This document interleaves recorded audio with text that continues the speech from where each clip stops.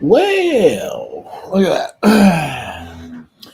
Ding, bing, boom, boom, boom, boom. All right. I think we got audio lined out. Let's hope. I'm still opening shit. I always start these things before I'm really prepared. Ain't that awesome? How's everybody doing today? Joseph Sunderman here, just crushing it here in the home studio. Oh, what a fucking roller coaster ride this life is, right? Secure attachment styles.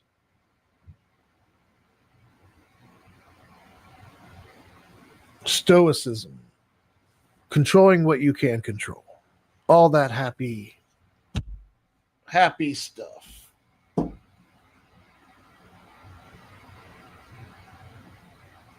Yep. We're trying to be better, trying to do better, trying to respond and not react. That's a lot. It's a lot. Mr. Sunderman, what the fuck are you talking about? Well, children and adults. I hope I'm not talking to children. Anyway, don't get too cocky, Joseph. Business partners having a bit of a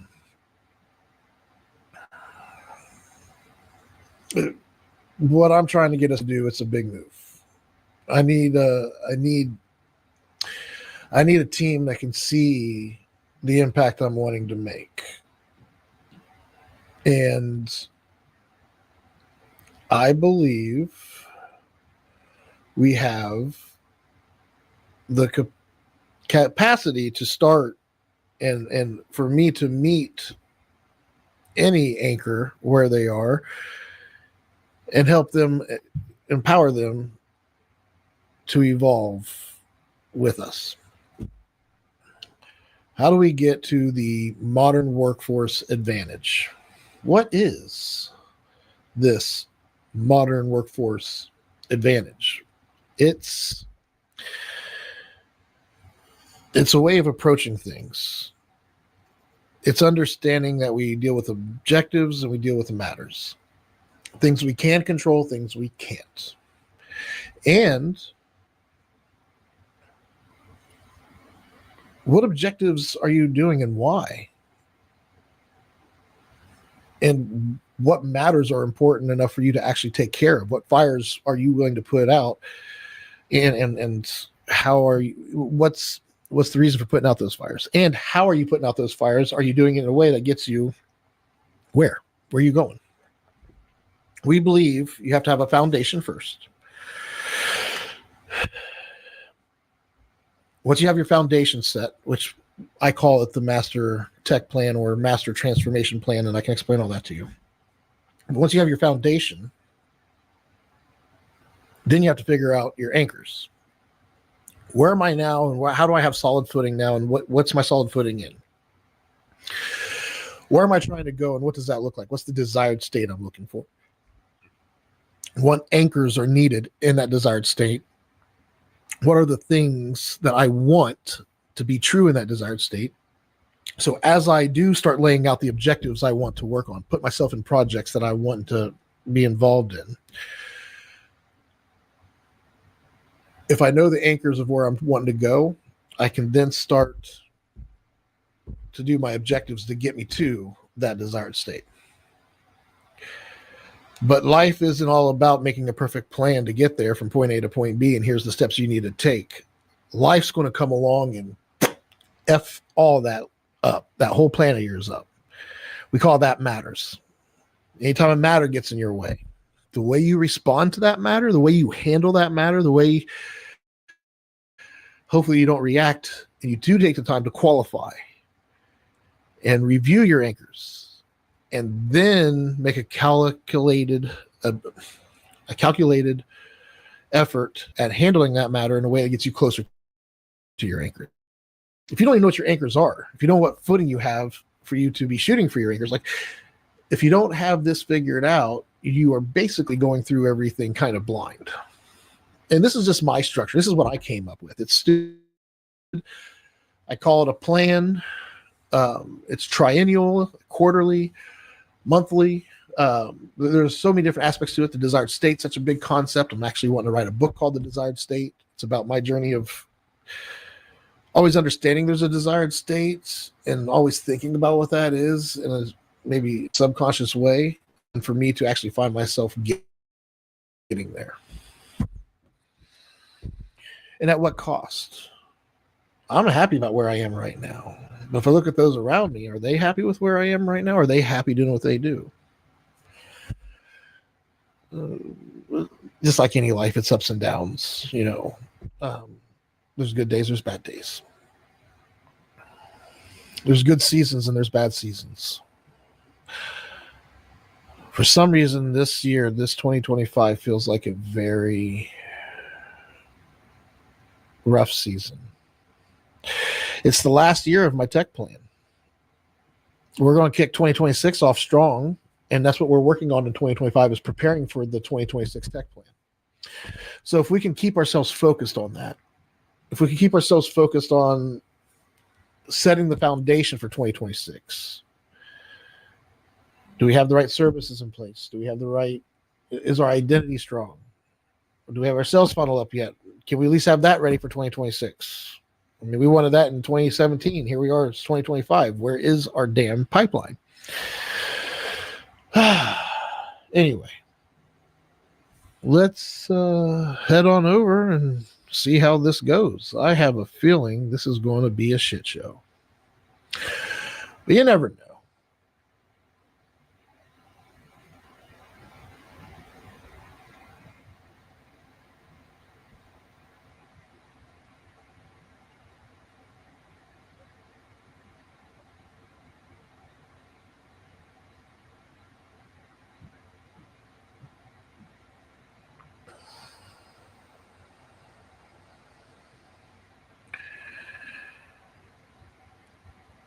Oh, where is that invite?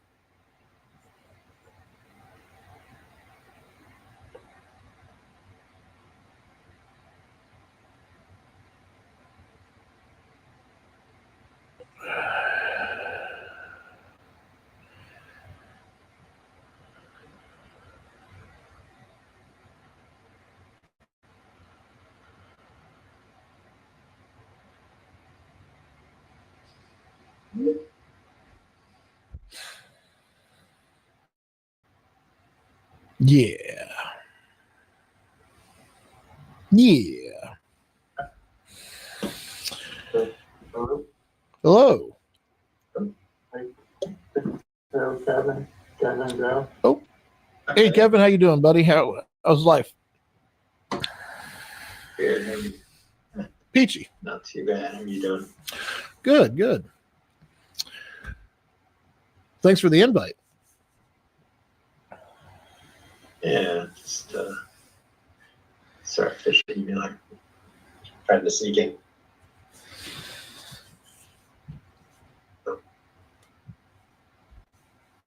So I guess I called the meeting to kind of introduce everybody. Kevin and I started talking a little bit ago because we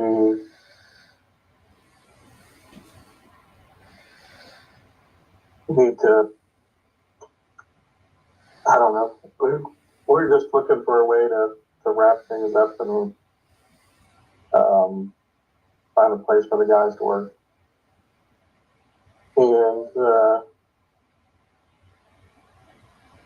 it would obviously work better if we were all working in the same direction. I always am a big fan of unity and collaboration. Absolutely. So, Kevin, Jay's told me a little bit. Can you tell me from your perspective what you like about working with what's your guys' current situation with Summit? Is it? I believe it was Summit when Jay told me the name. Yep. So why don't you tell me a little bit about Summit? What started Summit? How big you guys, like where did you guys start and where you at now? And how can we meet you where you are? Yeah, so we are, so we've been around since 2000.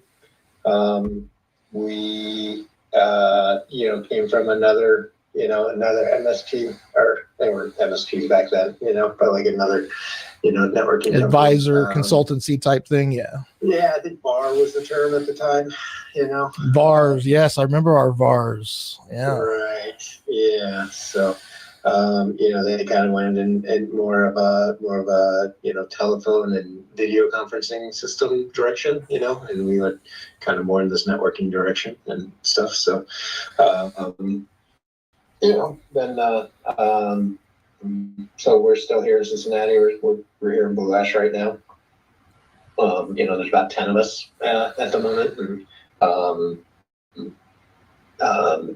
they've gotten a lot more into, cybersecurity and actually more recently automation, of course, in the last several years. So, the whole space has changed just since 2000.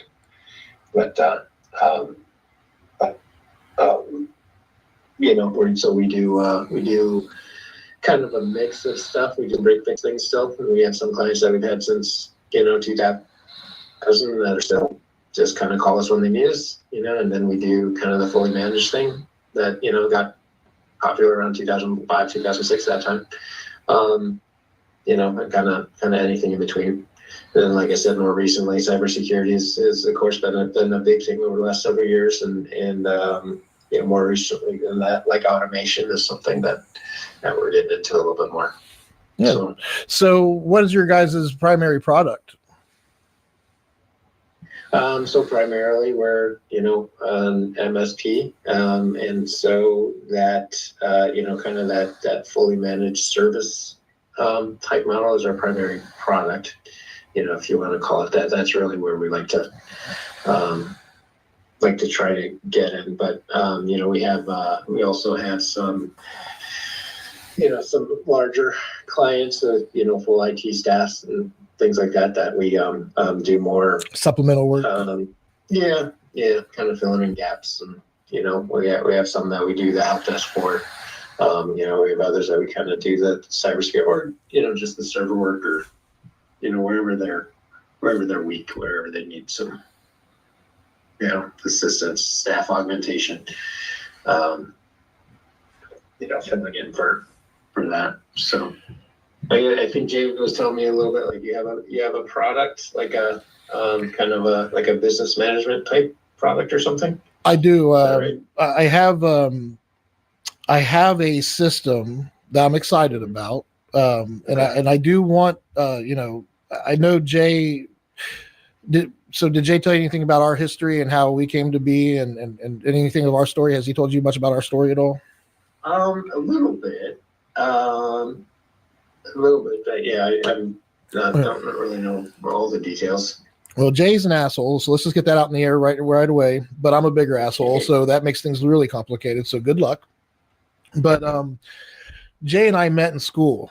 I just was entering into a very toxic situation. I didn't know it at the time, but moved down here to Cincinnati, lived with a girl, and I was going to school to finish up.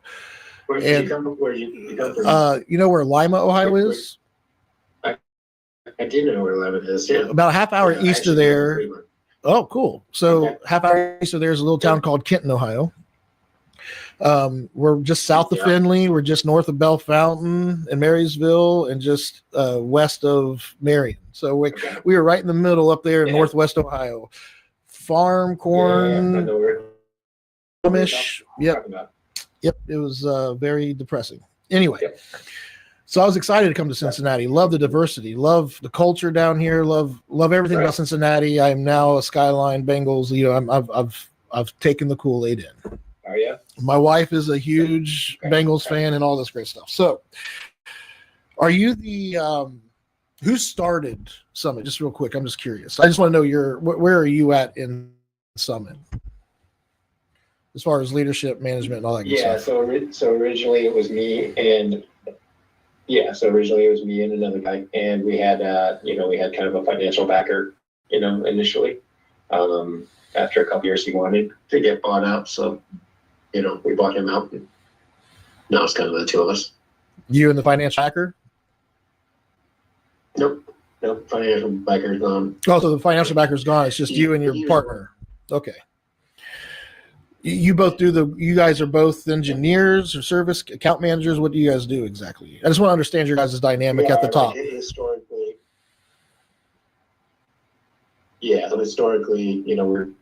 we both started out as techs, and historically we're both, tech we're still pretty strong techs. We're still kind of the best techs here, right? Definitely the most experienced and the oldest. Kids don't have quite the same level of experience, but maybe not the oldest. That might not be true. So I, tended to specialize more in the servers. Exchange server was kind of my thing for a while. And so like VMware, Microsoft, Active Directory, that was, and the servers and the system was kind of my strong point. And then my partner's strong point was more of the infrastructure and the Cisco and the, firewalls and switches and that kind of thing. Networking side, yeah. We both do it all, but, like I defer to him on a lot. I help him with something, kind of, it's a nice, it's hard to get it. But you guys are engineers running your own IT company, and I can tell I looked at your site and branding. Engineers. Yep, branding and identity means a lot to me. Where I come from is moved around a lot when I was young. My mom had it rough. My real dad pieced out.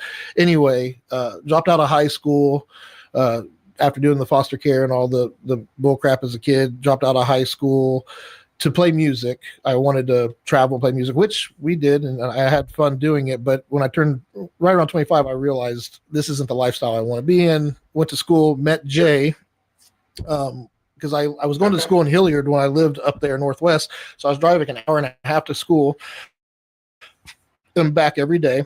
So that was like ITC Tech. Yep. I think Yep. you mentioned. Is that right? So I was going to the one in Hilliard, Ohio, and then transferred down to Cincinnati to live with this girl. So when I get down here halfway through my degree, I get stuck in a class and I don't know anybody. And this one asshole that's never showing up to class, I get stuck with him because everybody knew each other. And I'm the new guy. I get stuck with the guy that never shows up, which is Jay. Anyway. So Jay comes into class eventually because a project's due or something. And we're like, he's like, hey, you're pretty good at this shit. You should come by my office. And I'm like, no, I'm working for Fifth Third Bank right now. I'm going to, here I'm a high school dropout, playing in bands and traveling. Like now I want to focus on having a career in technology because my band pissed me off so bad. I'm like, I'm going to get rich and then hire my own band. You guys get out of here. Anyway, that's my mentality back then. I'm young and dumb. So, mid Jay, I go to his office. He throws me a set of keys and gives me a cell phone and says, keep everybody busy. I got to go somewhere. I'm like, I thought you wanted to go to lunch. So I stayed at the office. I don't know why I was compelled to stay there, walked around, and he had a pretty nice little operation going. I was actually impressed. Like I expected him working out of his home or something, but he had a nice, he had like 6 people working for him at the time. So I got in there, I got familiar, and I was like, here's what I do. I was like, I'm not going to quit Fifth Third. I work second shift. I work in the evenings. I'll come in from 7 to 11 every day. And he agreed to it. And basically, I ended up firing 2 of his employees, people that were very toxic in his environment. We hired a guy named Nelson, which was awesome, and he came in and helped us out tremendously. Very slow, but consistent. Anyway, we ended up landing the Cincinnati Public School contract, and at that time, Jay was going through some things with his ex at the time, and I, he just got the public school contract, and I was kind of like going through things at work. I was like, you know what? I'm good. I'm going to peace out. Ended up moving back up north to my hometown and going around working for Whirlpool, Bridgestone, Cooper, Marathon, all the big companies up there for a number of years up until 2015. And I called Jay. And doing work for him. What were you doing for him? Well, see, when I graduated from ITT Tech, I had that 2-year degree, and it helped me get some junior system admin jobs, and eventually working in data centers for these companies. Okay. It was just really odd because everybody up there went to school or I just didn't really fit in, I guess. I didn't feel like I did, which is one of the reasons why I liked working with Jay, because it was all small business. It was all, everybody knew each other. It was much more commodity than there was in corporate America. So I knew I wasn't happy working. That's why I kept bouncing around to places. I'd get to a point where I hit a brick wall. I can't evolve.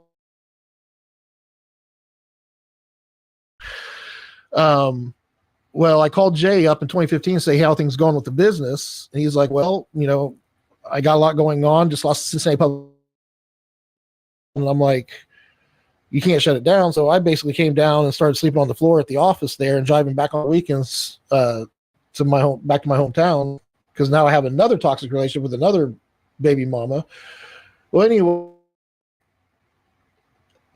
I figured out a plan. I was like, Jay, we're not going to do big contract like Cincinnati Public School contract. I was actually kind of pissed that Jay didn't take the opportunity and grow the business and dump back into it. And I expected it to blow up. I didn't know what was going on, but I came back, and he still had a good operation going. I was impressed that he didn't burn it to the ground, but it definitely needed some TLC. So we gutted it. I got an assistant, and we started getting small contracts, and now we're up to, where we are in 2019. We got close to 35,000 recurring revenue. And I said, you know what? I wanted to get more into management of leadership and workforce development.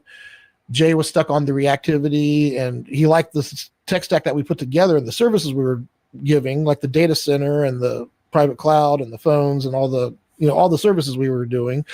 So he didn't want to lose me, and I didn't want to be stuck under, because I didn't own any of the company. So I said, well, I'm starting my own company. I'm going to manage my clients. And he agreed to it. We agreed to split the margin, and I supported him and he supported me. And that's where we are now 6 years later.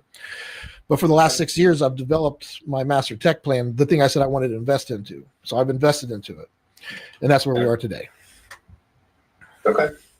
So this master tech plan this year, that's kind of your bread and butter. That's what you're wanting to really focus on. Is that right? Really, it's just my way of managing my clients, and it's my way of managing everything I have to take care of. And I build it in a way using the tech stack that we deliver to people, so that way they don't have to buy new software. They need people that know how to manage an IT department.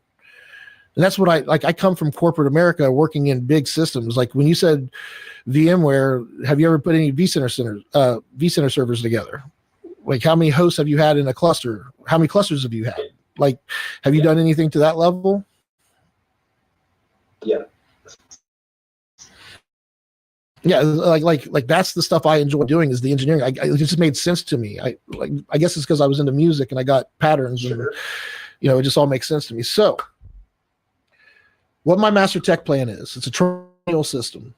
Right now, we're in the last year of the current master tech plan. J is what we call our anchor tech plan. Every tech plan that we manage is based off of our master tech plan. An anchor tech plan. Am I breaking up? I think your internet's.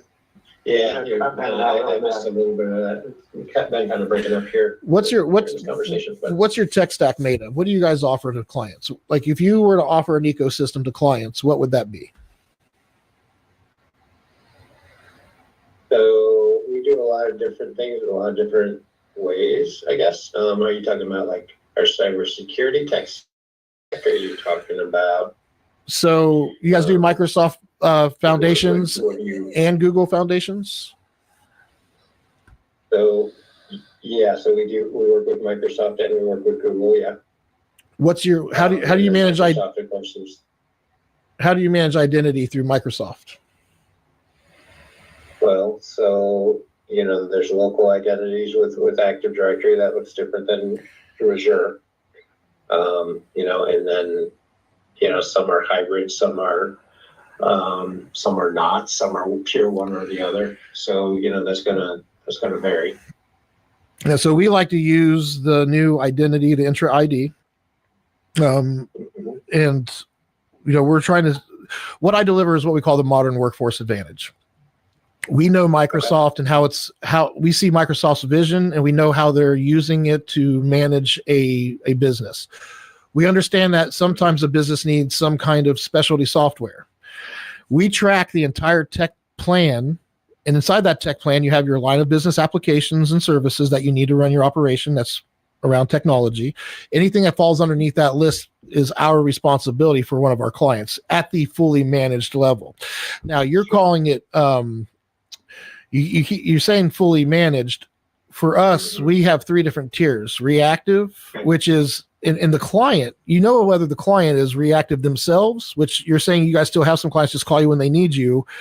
They probably don't plan ahead very well. They probably don't budget very well. And they're just, they're getting by. Some businesses live in reactivity because they have to. If you're a firefighter, if you're an ER, you're going to be in a reactive environment. There's stuff's happening, but is your tech plan reactive? Does it need to be reactive? Do you have a cycle of updating your hardware? Does your workstations get out? I have one of our businesses that has roughly 20 users in the office and 60 out in the field. Buying all these, microsync, whatever the cheapest thing you can at the time, and having all these mixed matches of hardware and all this stuff. I'm like, we don't need somebody to come out here. Dell will send somebody when you sell them a Dell Premier with the Pro Plus support or whatever it is, Pro Support Plus with accidental or whatever. You put that on the machine for 5 years. That machine's covered, and Dell will send a tech out for the next 5 years. We don't do break fix anymore, and that's what I did to Jay in their operation, where those 3 guys, when they get a matter that comes up that's actually a fire that needs put out, why somebody need to go out to the office or something, it's very rare now. We basically sit back and collect a check on the back end. That's the way it's supposed to be. So we use SharePoint. We want all of our clients on Microsoft 365. We are looking into doing Google. If we do Google, it will be, we use Google Sites to manage their tech plan. I mean, I'm happy to show you at some point. I don't know if Jay showed you any of the SharePoint sites or tried to drive you through any of that. Sure. But so to give you an idea, and what I'm looking for is a company that will allow us, that will be an anchor. And if you guys are joining up with Jay and his team, if you guys are open to it, because what I'm going to do is I have another company I can work with, but I'd like to stay in control and have autonomy over my master tech plan. Okay. Who runs operations for you guys? So my partner's running more operations. Okay. I mean, again, we both do. We're not huge, so. Yeah. Again, I don't like, for me, I wouldn't want to bump in heads with anybody. But that is something like the operations. It's not about making decisions for everything. It's about making sure we have a framework and that it's actually being executed with quality. Like, I want to facilitate our execution, whatever the decisions are, whatever services we use, whatever it is, as long as it makes sense and everybody's aligned with it, we just need to do it in a consistent structure. And I'm always here. So let me go ahead and share my screen. I'm going to show you a few things. And feel free to use any of this on your own. Like, this is just me putting out into the world what I eventually start to do. Well, I want people to operate this way. We call it the modern workforce advantage. So, using SharePoint, this is our internal system. We're counting down the days to the 2026 MTP. Every time we load this page, I want them to be reminded, hey, we got all of our whole tech stack has to be reviewed and make sure we have all the contracts in place, because we need to get through 26, 27, 28. I don't want to be dealing with, do we need to get a new backup software? Do we need to do that? I don't want to deal with that again until 2028 as we're preparing for the 29 tech plan. Right now, this year, we are dealing with, resetting up all of our RMM software, setting up our backup software, all that stuff. So working this way just helps you make decisions better. It gives you a framework. And there's actually more freedom when you're structured like this. Some people see me as being too rigid, but that's, to me, you get freedom when you have this. And I can explain that more later. But anyway, right now, this is Jay and I's list of clients. And these are all the services that we have rendered with them so far. We're just using a Microsoft list to manage all this stuff in here. Nothing's automated from here yet, but we do build apps using SharePoint Automate and Power BI and all the or Power Apps, all the amazing tools that are in here. And I don't know, when you say automation, are you guys using like what's the one that starts with the Z? Zelle or something like that? Or there's so many different automation softwares out there. Which one are you guys using? So we're on a different platform called Roost. Okay. Are you guys fans of Microsoft 365? Well, yeah. I mean, whether you're a fan or not, what are you gonna do, right?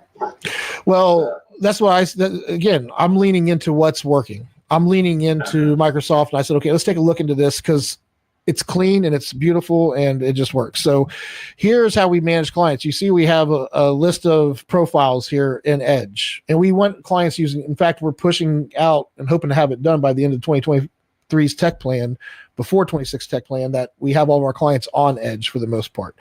The reason for that is because we're using Defender for security, and we do the endpoint and we do the 365 profile. And we're doing P2 licensing, so we have EDR and all that good stuff because we want to have the latest and greatest security. And to us, Microsoft's winning. Everybody that's doing Microsoft cybersecurity packages, like Enable was trying to sell us, what was it called, Jay? MDR or something like that? Manage whatever. Yeah. All it is a platform that's basically a skin for 365 and managing all the tenants from one pane of glass. Like, we can do that through Google Admin Center. So to me, just work in 365 and use it to manage all your tenants. You can actually do cross-tenant management through 365. Anyway, back to the browser here. So every client, we build an admin browser for them. If you go into that client's browser, this is a small team of 3. And to show the value, even a small company of 3 can benefit from using the Master Tech Plan. When you come here, you get to see they get their service desk through Cincy PCS, and iCore manages the tech plan management aspect of it. Jay and I, this is how we work together to do this. Now, Jay's clients, Jay's very reluctant to bring this to his clients. This is one of his clients, but I manage them. He's reluctant to do this with his clients because I know he's not familiar with SharePoint and he's really busy, and we would need people that could help manage this for his clients if they were to do it. But all it is basically a structure for them to do their work. They have 3 people and they wanted a place to work online where they all could see each other's work. I was like, let's just build you a SharePoint site. We'll give a library to each area that does business, and we're good. And I've gotten permission from this client to use this in demonstration purposes and talking to people. If Jay was worried about me showing the list of clients, he would have already said something as I was going to it, I'd hope. I do take security very seriously. I'm only showing you the clients that I manage right now. So this is another client. This is a larger client. You'll see a very similar thing. SharePoint, every SharePoint site that we manage has a very similar look to them because every tech plan, it's set up the same. Now, when we do a review with one of our clients, we will go to what we call their admin site. We build a site for their admin team. We work with their leadership internally to develop them and help them understand their tech stack better. And we usually start with them using the admin pipeline, which is what we use for them to track their internal. A lot of our smaller clients and a lot of small businesses that you probably support do not have an internal change management system for their business. They are always working the business, but they're never working on the business. This platform gives them a way to track them working on the business in a great way. So when we do a review with these clients, we just go to their admin team site. We pull up their dashboard. Oh, I'm on their budget for this year. We go to their dashboard, and now we have the account manager just has to pull this up and do the review. We drop down their qualification piece. We look at their tech stack. We call it like, where are they at? Where are we trying to get them to be? This client is already managed when it comes to their technology.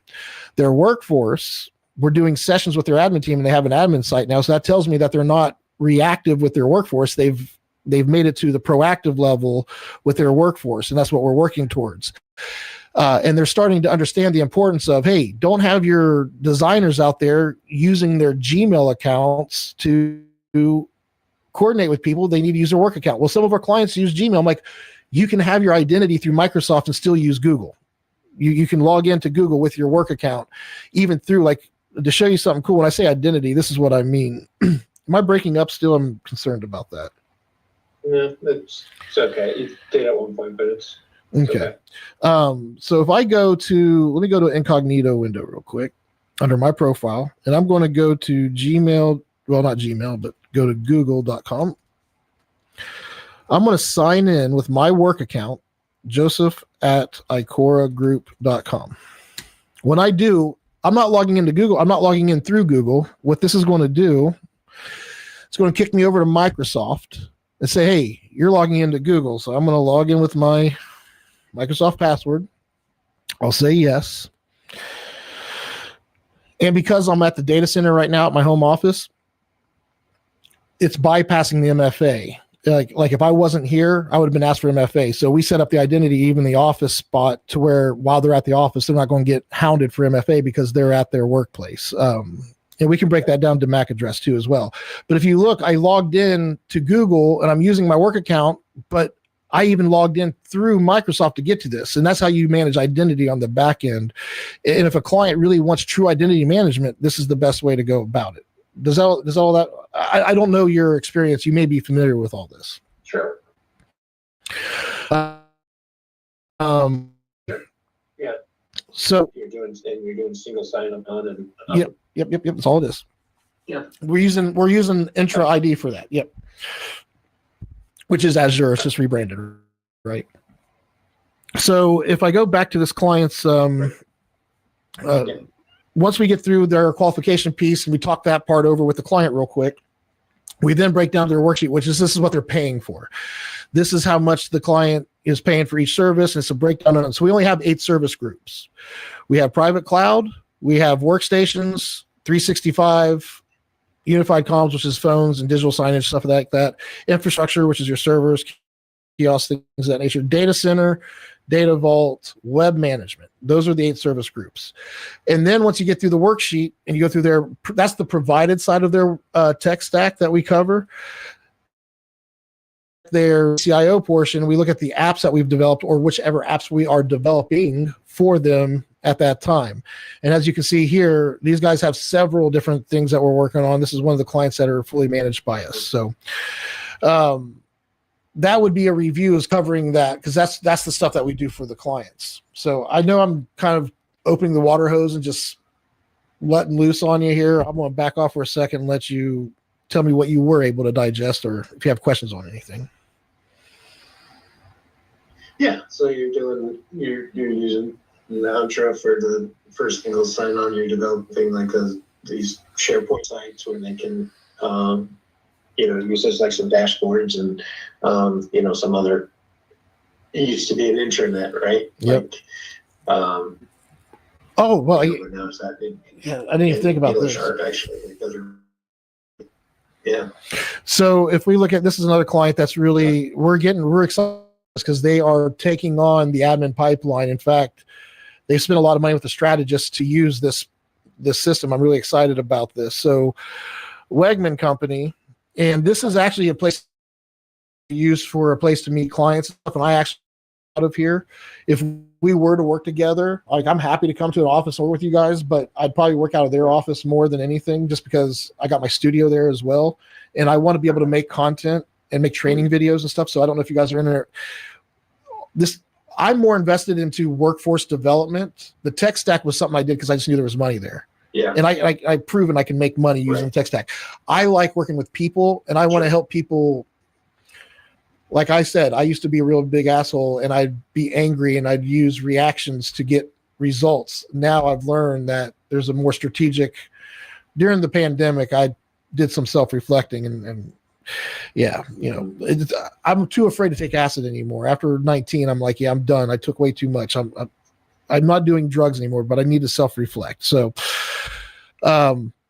this is the admin site for one of our other clients. They're helping us. We're developing all kinds of great apps, like our SOP and policy management app, which is basically just 3 folders, but it's really the principles behind those 3 folders.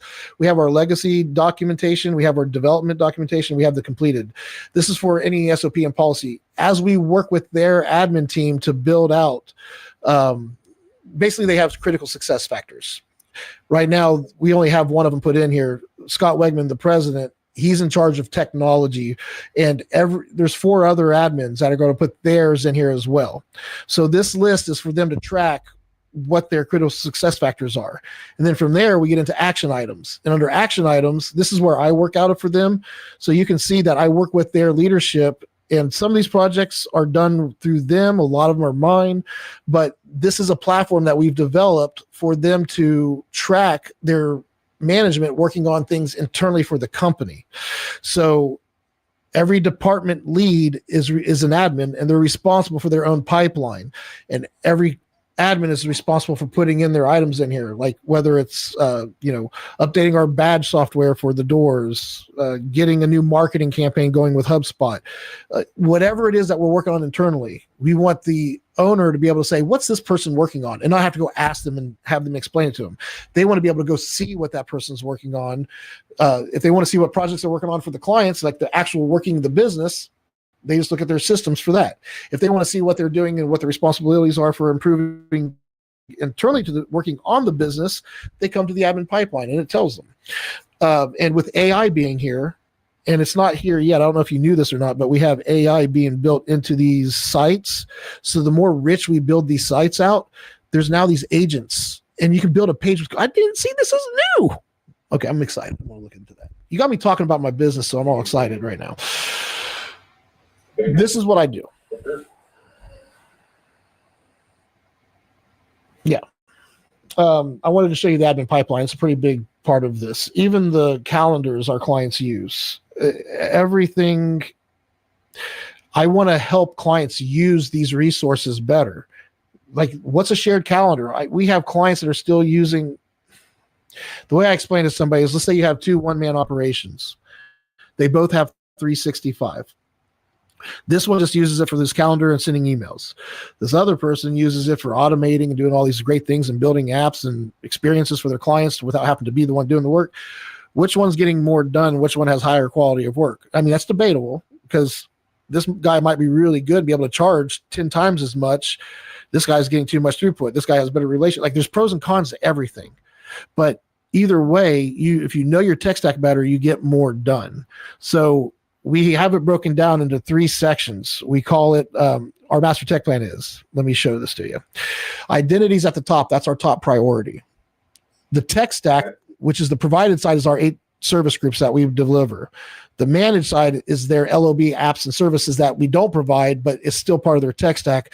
That's the managed side. We need to know what that is. That way we can keep their budget clean. Because when we talk to a client about their budget, like if I go back to Wegman real quick, where is Wegman? Did I close Wegman? I want to show you a budget real quick. So part of their LOB apps and services, we build it out for however the client wants it done. But this is like, you can tell which ones managed, which ones are provided as far as their service. And this is their, well, this is a little mixed up of a number right now. This has got yearly and monthly. I'd have to break it down to show you the currents group by. I don't know why it's always set up that. So annually they're spending $16,000. That's about $1,000 a month, a little over $1,000 a month there. And then their monthly is $14,000 a month. So you're looking about, their tech plans cost them around $16,000. I can do the math to figure it out exactly. But getting that granular and showing a client, here's what you're doing and here's how we're breaking it down. And every client has this that's being managed. So yeah, like internal change management, training. We have a sessions page. It's a whole thing. We have where we do admin sessions with the admin team. Then we do a team session with the whole team, which does all the training. So it's a lot, man. And the best way for us to do it is you guys adopt it yourselves. If you adopt it internally, that's where we start. We're not going to take it to your clients or anything, because what you do is you start living in it. We build out the management. I know you guys probably have everything managed across different apps and different things like that. But if we were to work together, I would either want to have a branch that, like a product that if any clients that are interested in this MTP thing, they fall under this umbrella, and we start here with the 365 and I have that roadmap all laid out. I can explain it to you. That's a whole other topic. But this isn't something that happens overnight. For the next 5 to 10 years, I'd like to see us evolve into something amazing. So I know Jay, I've wanted him to do this with me, but Jay stopped in 2019 when I had to split ways, and he's kind of been still there ever since and there's nothing wrong with that. That's okay. I don't want to push. I want people that see the potential in this to realize that it's on them. They have to do the work. They have to understand it. They have to contribute. A lot of this Jay helped to develop it. He's a pain in the ass to work with. So even with how simple as I broke it down and try to be able to get my vision out there, it's still a lot. And I understand that. Not everybody gets what I'm trying to do. But if leadership can understand it, I got my clients at their top of their business to see and work within it. So I know I got something going for me. I would love for you guys to work with me to find that desired state to be able to work together and evolve into this. Okay. Yeah, I mean, it looks interesting. I can see how, there would be some value for some of that, and, especially anymore like that. Like the tech stack gets so like spread out and kind of. That's what we fix. Yes, that's what we fix. Fragmented and overlap. Like it's sure. To have a clean tech stack, and a lot of clients shy away from it. They have Slack and they have this and they have that, and then they don't realize all the overlap in the capabilities. When you just had 365, right. Have Adobe, have Twilio, done, like for most things, right? So simplifying, and a lot of people think, Microsoft, Cisco, Dell, that's all, like that's too expensive. We're a small company. We can't afford all that. If you do it right, and you have your budgeting right, and you find the right people to manage it, you can afford it, meet you where you are. And we've already proven that with all of our clients. I mean, I don't know, Jay, are you selling a lot of computers outside of Dell with pro support warranties anymore? Or is that your go-to? I mean, that's our standard. And I mean, we're down to selling 20 computers a year. Well, and that's why the reviews are so important. Because I guarantee you, Jay, if you did your reports, you probably have 20 computers right now non-compliant with 3 clients that if you went to them and approached it right and gave them a good option, they probably pull the trigger on it.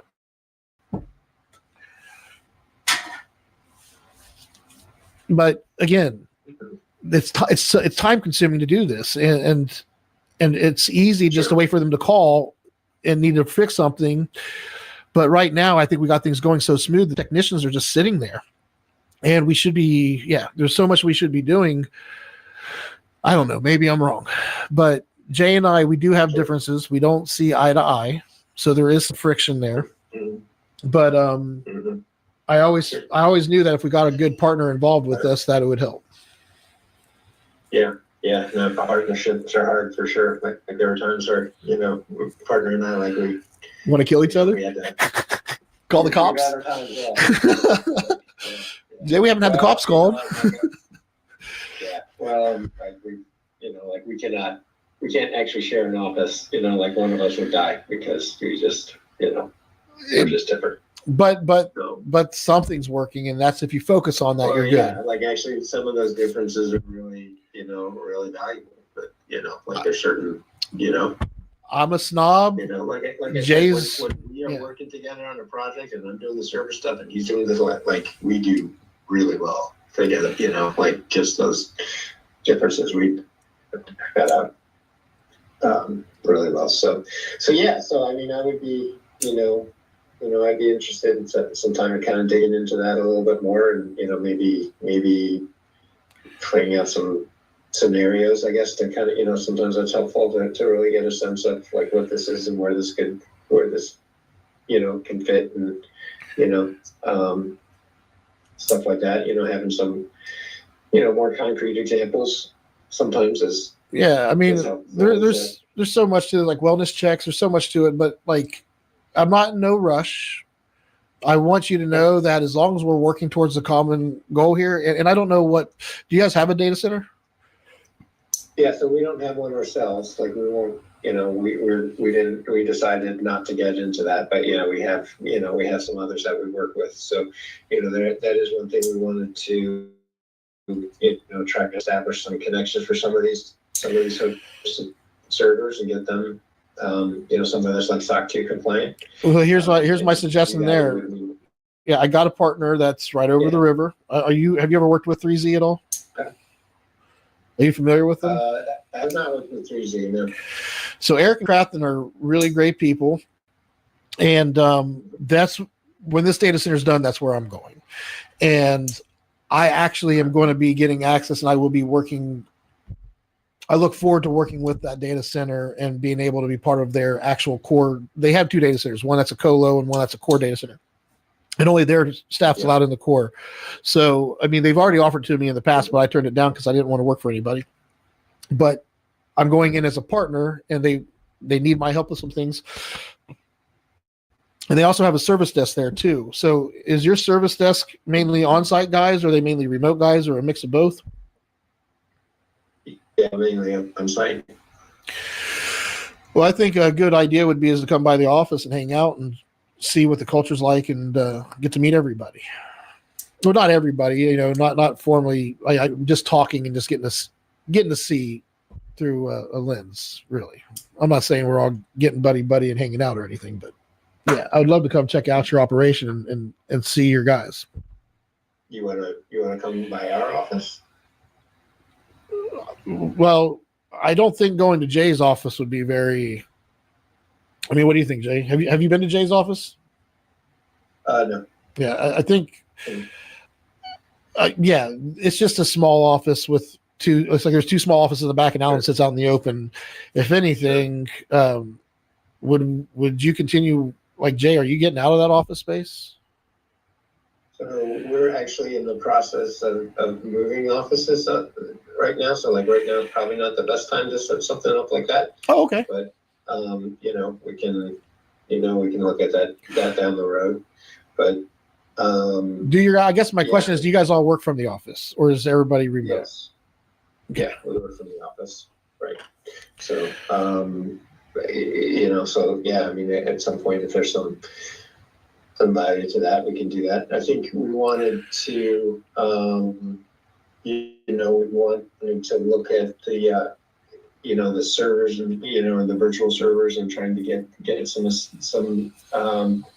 I know right now you've got some Meraki VPNs connected into, you got an MX250, I guess that's your main location. We're at MX250, yes. Yeah. Okay. So, obviously, if we go servers, we need to get them, connected somewhere else. Are we able to? I know right now, like your Meraki stuff is all kind of entangled together, right? Yeah, I mean, right now, all the client, like everybody's using the Icora tech stack right now, correct? Well, if we were to try to disentangle that a little bit and establish some other VPNs to, some other data, just to get the servers off of there. How would ordinarily, when we go into an organization, we get our our Meraki these added to an organization.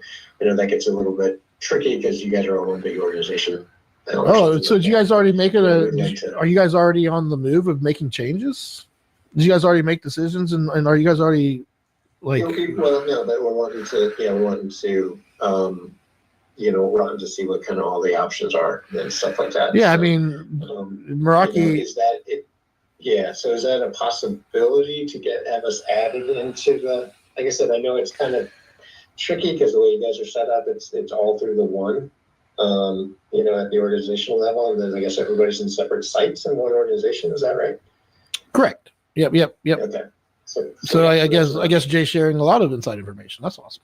Well, that's not our typical. I haven't seen it, but yeah, I'm aware it's unique. And it's something that I guess something that I hold to my chest very closely, because there's a lot of having everybody on the same cloud, having all of our clients on the same cloud is essentially what we're doing.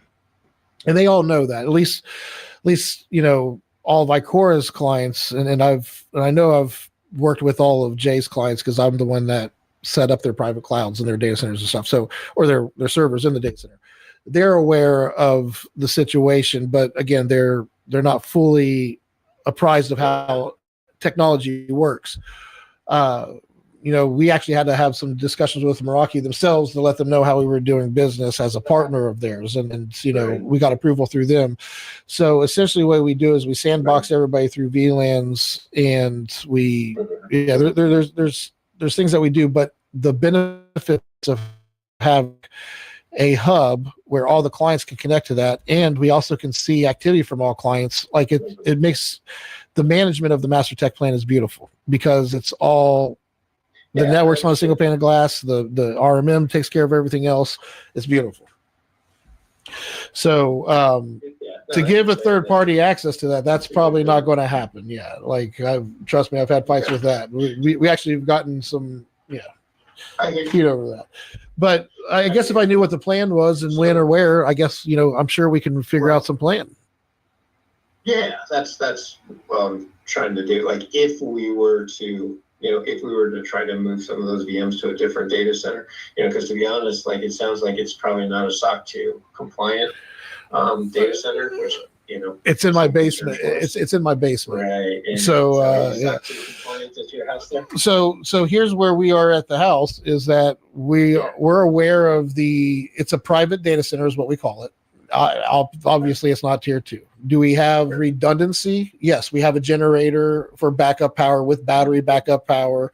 We have redundant connections. We have dedicated fiber. I mean,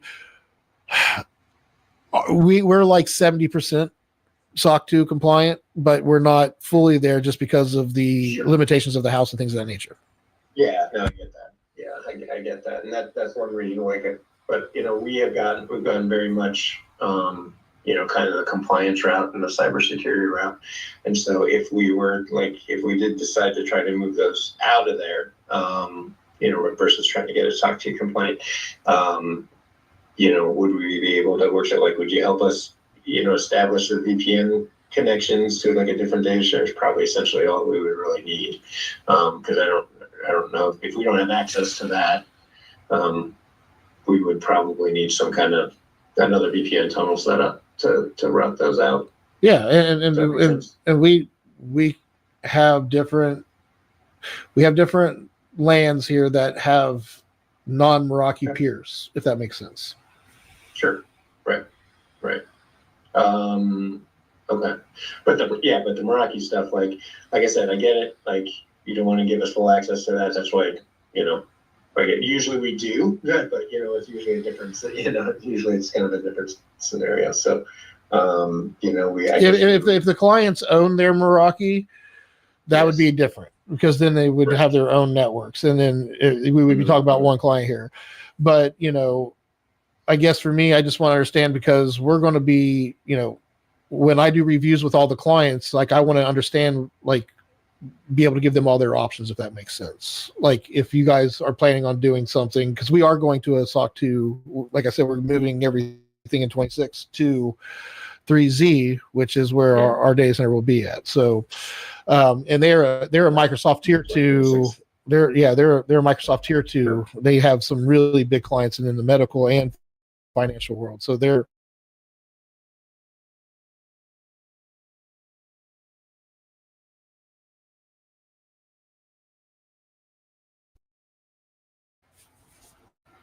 it looks like I don't know what's going on with the connection. I thought we stopped having issues earlier. I gotta go check and make sure we're not having issues still, because Meraki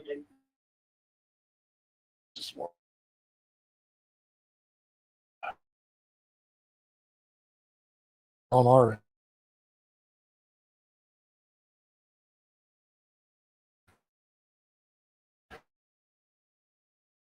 a second, guys.